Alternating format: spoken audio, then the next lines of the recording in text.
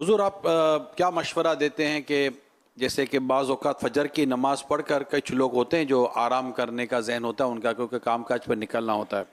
میں ایک جنرل ایک عام آدمی کے ویسے تو فجر کے بعد طلوع آفتاب ہو جائے اور پھر ہمارا ماشاءاللہ اس میں صراط الجنان اور تفسیر قرآن کا حلقہ وغیرہ ہوتا ہے، اشراق چاشت معمولات دعوت اسلامی کے تحت تو کوشش کی جاتی ہے درس وغیرہ کے ساتھ.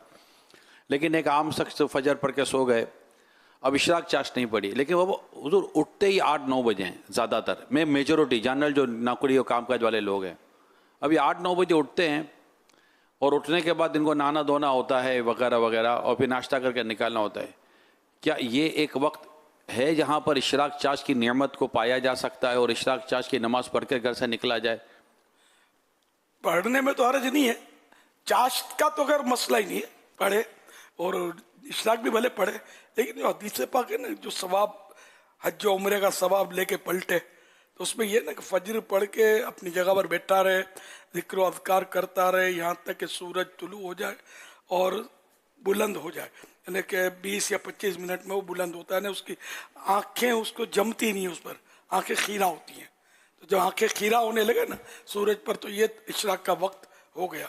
تو اس کی ہمارے یہاں مدت 20-25 منٹ بیان کی جا رہی ہے. اصل جو فضیلت اس میں لکھی ہوئی، ہاں اس میں یہ کہ اگر جیسے بیان کیا، تلاوت کی، کوئی نیکی کی دعوت دی، تو یہ سب ذکر و اذکار میں شامل ہے.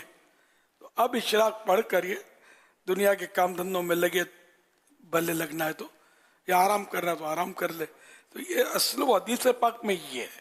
اب 9-10 بجے اٹھا، اس سے پہلے کیا کیا کیا، خود سونا یہ ذکر و اذکار کی اقسام میں سے نہیں ہے، یہ الگ شے ہے.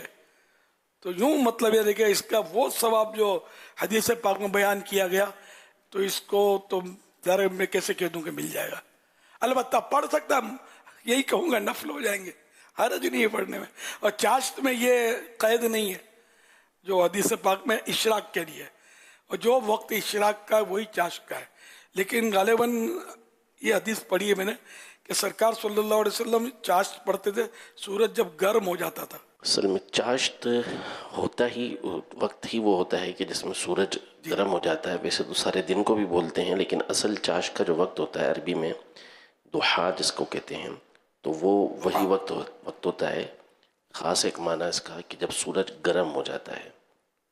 اور تو چاشت کو چاشت کہتے بھی اسی وجہ سے ہیں کہ اس وقت میں نماز پڑھی جاتی ہے.